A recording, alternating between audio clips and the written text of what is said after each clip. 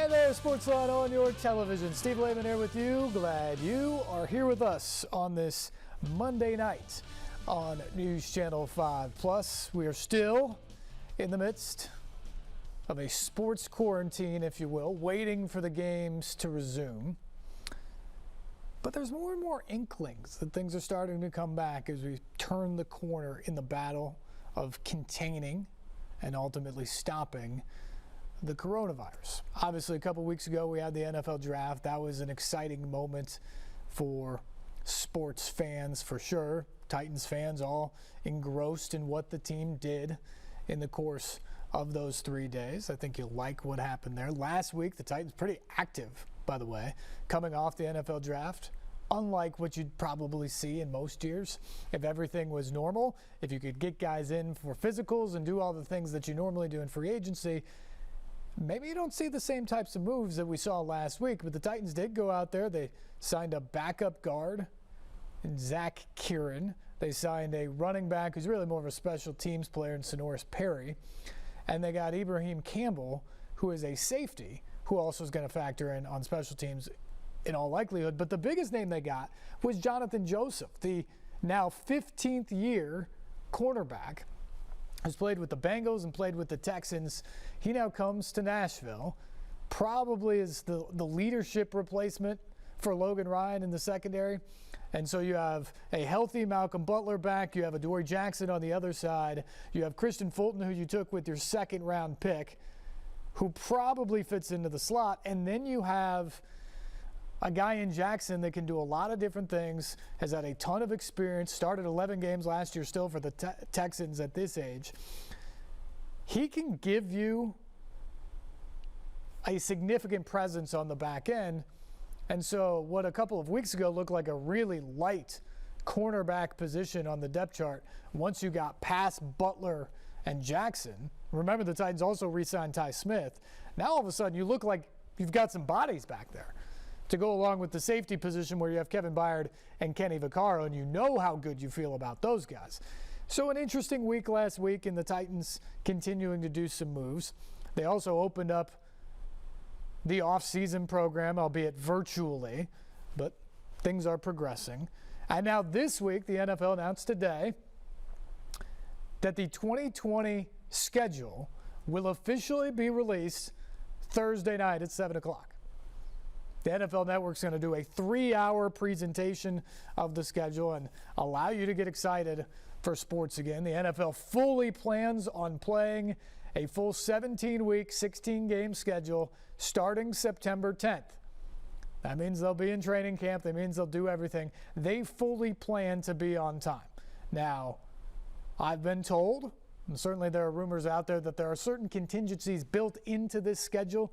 That's part of the reason why it's taken about 3 weeks longer than normal to release it, is that they wanted to have a better feel for what the environment is right now, what it may be down the road, and also have some contingencies built in case, who knows at this point, in case there's a flare-up, in case they have to be delayed, all those sort of things. And so there will be some contingencies built in, and I think we'll learn more about that in the next couple of days. One of the things I've heard that maybe the first 2 weeks are going to be built in where they're cross-conference games. And so if you just had to shorten the season, you could just chop off those 2 weeks and nobody would be at a real significant disadvantage within their divisions. I've also heard that there are some other pockets in the schedule that they could lose. They have the ability to move weeks to the back end of the season and possibly even schedule out the Super Bowl all the way to the end of February. I've heard all of that from various people talking about it. We'll find out for sure on Thursday night. But one thing is for sure is that they are going to release a 17-week, 16-game schedule that is going to start on September 10th, as it was originally thought to, on Thursday night. That is their plan. That is what the NFL wants to do right now, is to play as scheduled. The only big difference we know for sure in this schedule is that there will be no international games this year. For the first time since 2006, no international games will be scheduled. That means no London games. It means that the Jaguars won't be able to go over and play at Wembley Stadium like they like to do a couple times of years now. That's not going to happen. There will be no Mexico City game this year. Every game, as the NFL put it today, will be inside team stadia with the same protocols that they have to do every other week. Because it is pretty clear at this point, regardless of where the country is in a few months, that we're still going to be in kind of a new age of safety and protocols for big events for sure. And the NFL wants to maintain that we've got 32 teams that are all going to know these protocols and they're going to have their own systems in place. We want our games to be conducted in those stadiums. We don't want to go to other places and do these one-offs where it potentially could be a problem for us, especially in foreign lands where you don't know what everything else in that country is going to look like. We can pretty much control what it's going to look like here and how we're going to make those security protocols and how we're going to execute them. And so that's what the NFL is going to do. So the NFL continues to trick along with the business of football and kind of the excitement of what football could bring when it comes back. But they aren't the only one. Other sports are starting to show some signs that things are coming back. This weekend, we saw the Arkansas Derby race.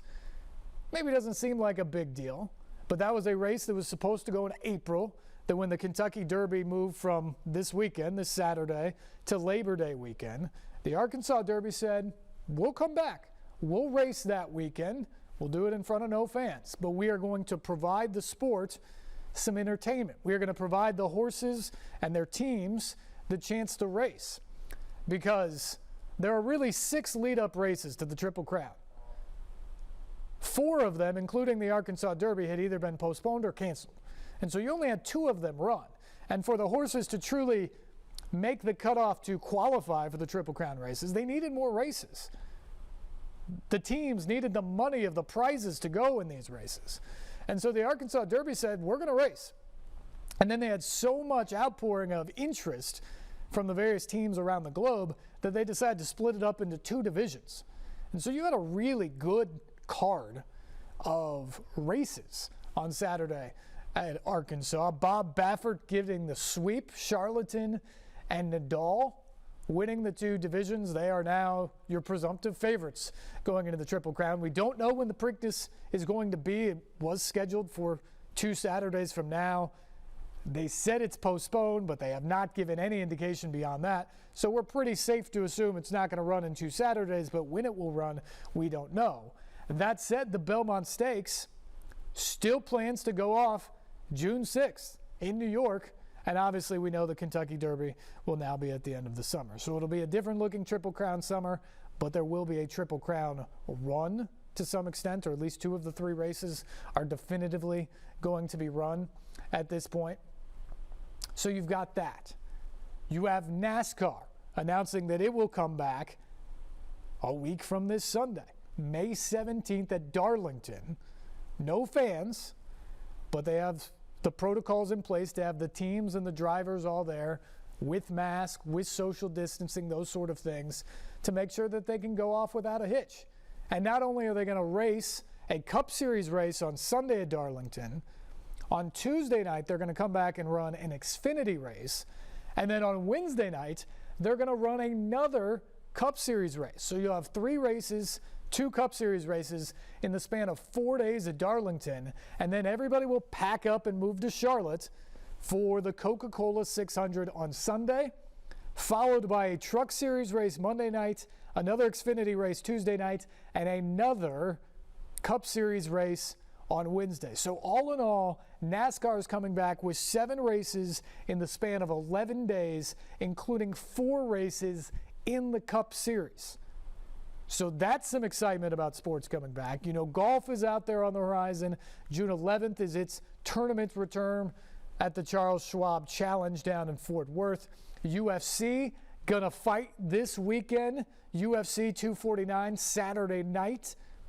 And now you have some of the other bigger leagues or team sports talking about their return as well. The MLS is opening team facilities on Wednesday, including right here in Nashville for individual workouts.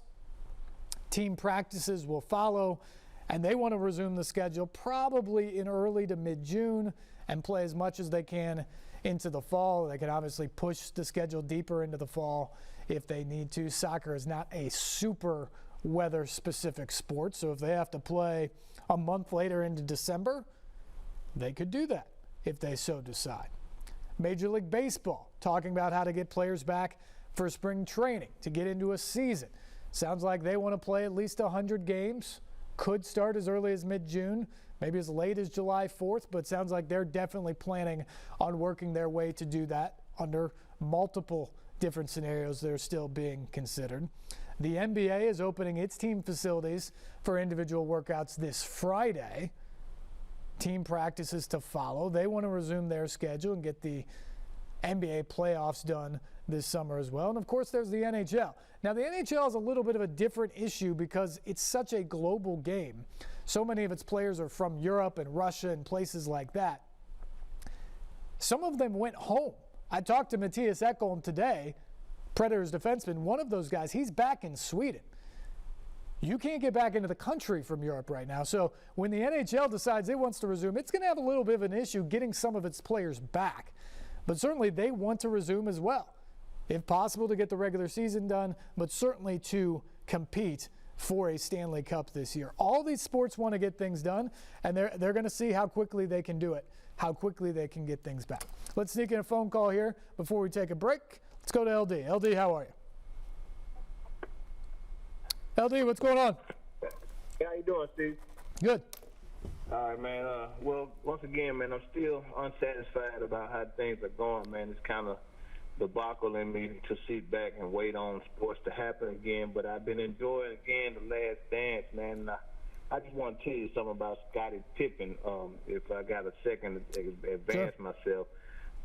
This dude, man, was a real freak of nature, and it's real understandable what I was seeing being a basketball fan and also enjoying how it became a great, great worldwide phenomenon. But I never really cared for Jordan over Pippen, and it almost shows in every episode that Scottie Pippen really stepped onto the court a monster on defense, a monster on offense, and a great helper to what Michael was extravagantly going to do for himself participating in the NBA.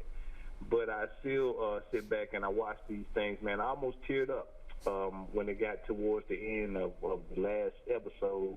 They was playing some LL Cool J, and they was talking about, you know, how LL Cool J made a statement how he does things, and they call him insane for doing it.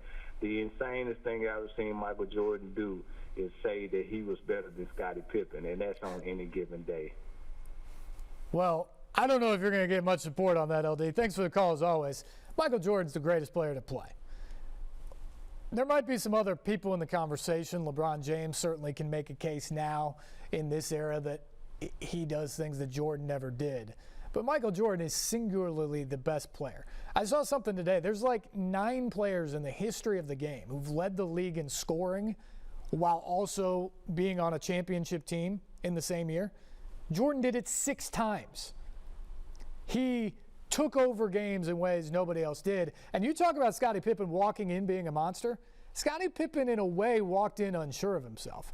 He became sure of himself by being in the gym with Jordan. He was an incredible talent.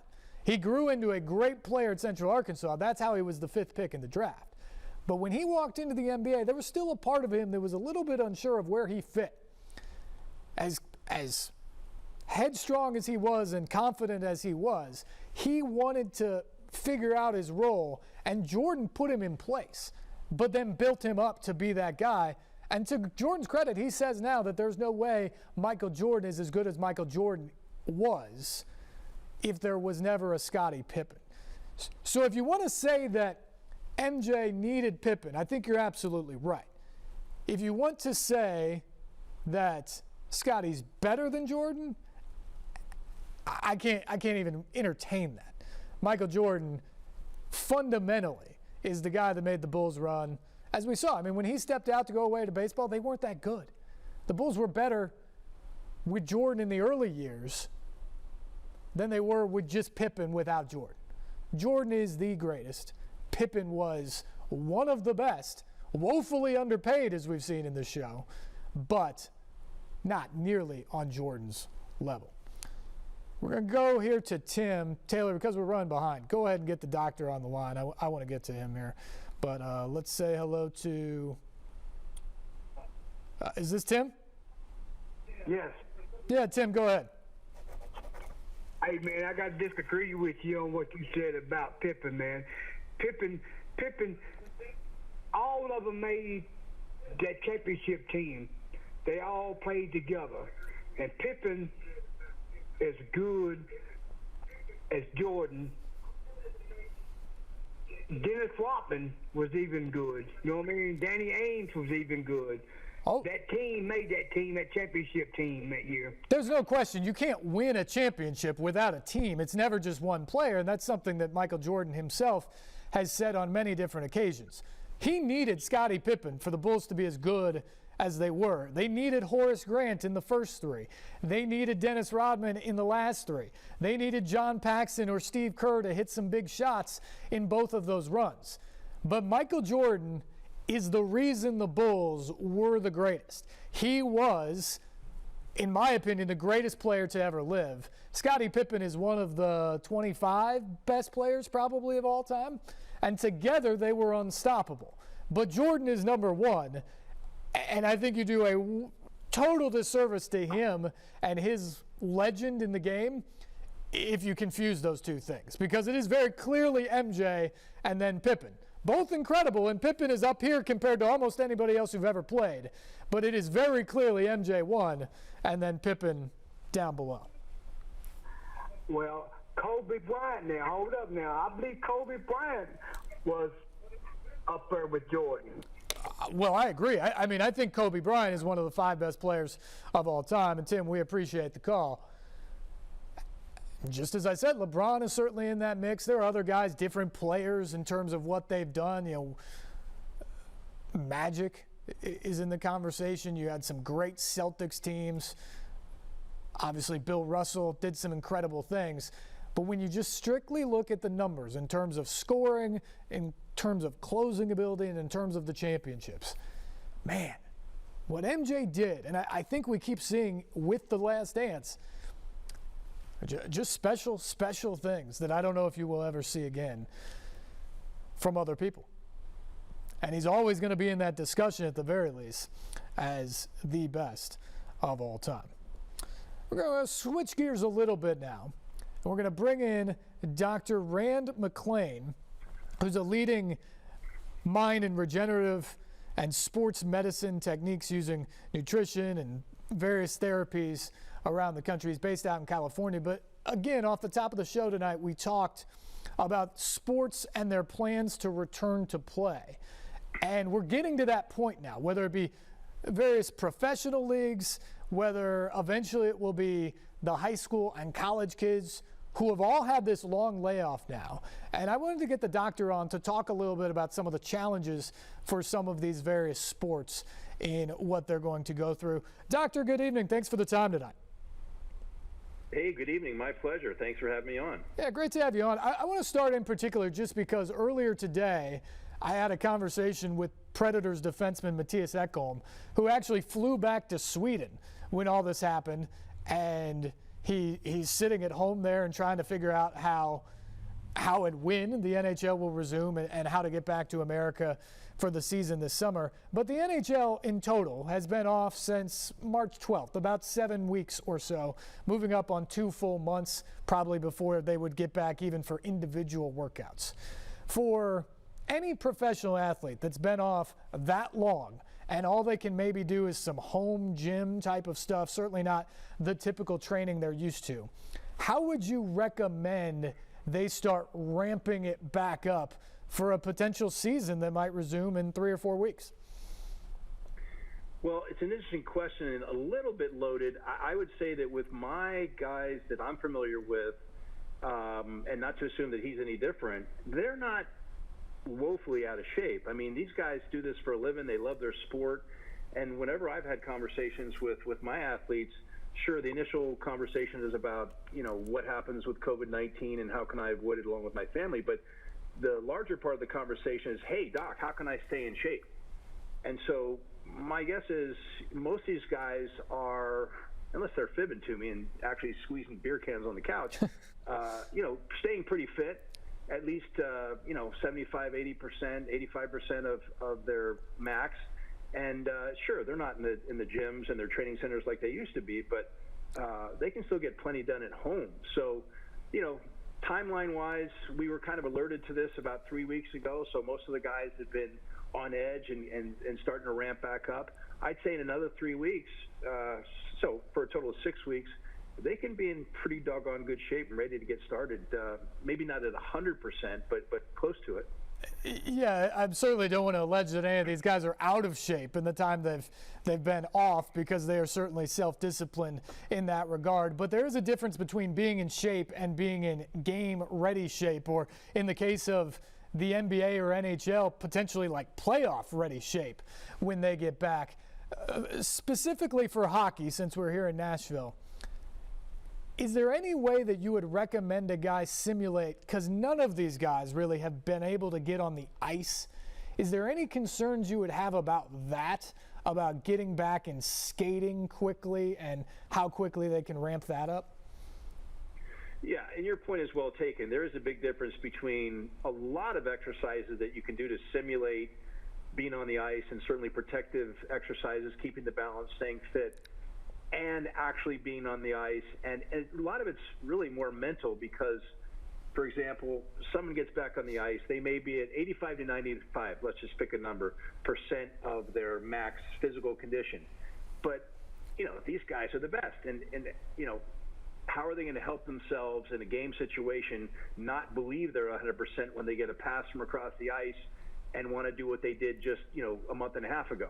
That's going to be one of the biggest limitations, is not ramping up too quickly and sort of reining it in for the first few weeks as they get their legs back, literally. What do you think are going to be the biggest things we see as these guys get back into training?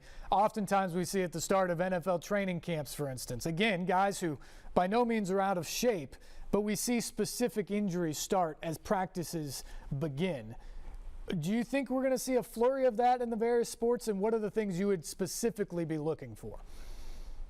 Don't shoot the messenger, but yeah, to your point, I mean, this happens in regular times, so it's more likely to happen in times like these, especially the way they're talking about jiggering the schedule, right?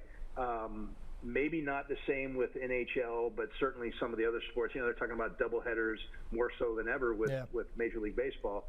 But yeah, you can expect more injuries. How do you avoid it?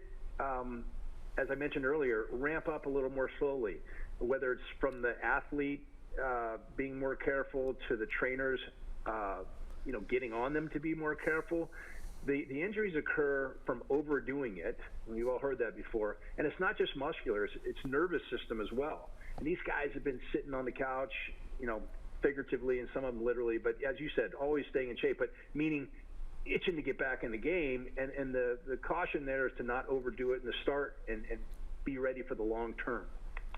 We're visiting with Dr. Rand McClain, Chief Medical Officer of LCR Health out in California, talking about the return to sports for a lot of these leagues, hopefully sooner rather than later. I'm glad you brought up baseball. I'm a former pitcher, had some arm issues at times, throwing in the best of times. Now you have these pitchers who've taken probably almost 2 months off by the time they would come back from truly throwing in any sort of a live situation at spring training. And there's discussion again that they may only get 3, maybe 4 weeks to ramp up before the regular season would now begin in baseball. What message would you give pitchers as they get started? And are we going to have pitchers on serious pitch counts as the season begins? Well, it's a good question, and not to dodge it, but it's all going to depend on, as you know, being a pitcher, various factors. How overworked were you coming into this situation, right? Maybe the rest could do you some good. How old are you? Because there's a big difference between a 23-year-old and a 38-year-old pitcher, right? And what you can and can't do and what you should and shouldn't do. But, yeah, we're obviously going to have to pay more attention to what's going on out there. And it's going to be, there's no doubt there's going to be a learning curve. So by identifying it like you are with questions like these up front, which I'm sure, is going to be a big part of this, hopefully we can avoid some of those injuries, because that's the last thing you want is for someone to get injured because they weren't prepared. I mean, that goes, again, regular season or a weird one like this. Doctor, this I'm sure is not your specialty in terms of infectious diseases, but one of the things you also hear from everybody talking about is how to be sure that players, teams, whoever is in the arena or in the stadium when they come back, whether there are fans or no fans, that they can ensure that health and safety will be first and foremost and able to be accomplished there. From the conversations you've heard from people throughout the medical field, are we close to that? Do you feel confident that if Major League Baseball or the NBA gets back to play in June, let's say, that can be accomplished? Well, I think it's all going to be a matter of opinion in more ways than one. For one, there's not going to be 100% risk mitigation. That's impossible.